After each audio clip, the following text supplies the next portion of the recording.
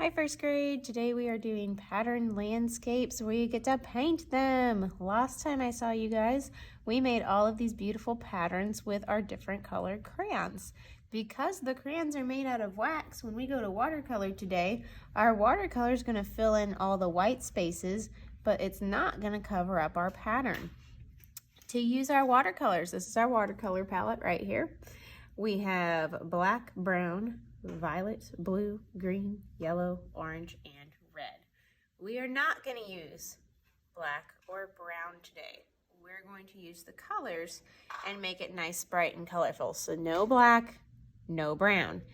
To make my watercolors work, wait a minute.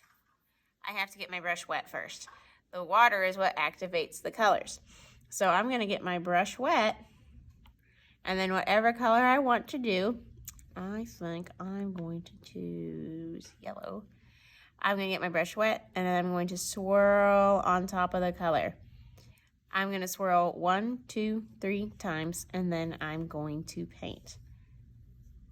So you can see when I paint that my watercolors don't cover up my crayons. If I put too much paint on my brush, they will cover up my crayons. So I need to make sure my brush is wet in the water, and then swirl 1, 2, 3, and then paint.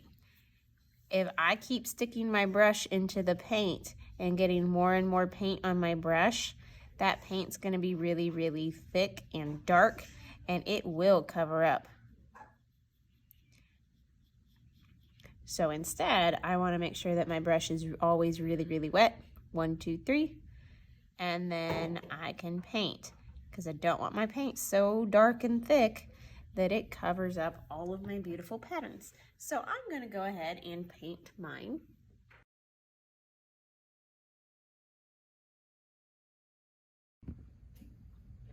When I want to switch colors, I gotta wash my brush in the bottom of the tray or the water jug and make sure I got all the color off. Then I can switch to a new color.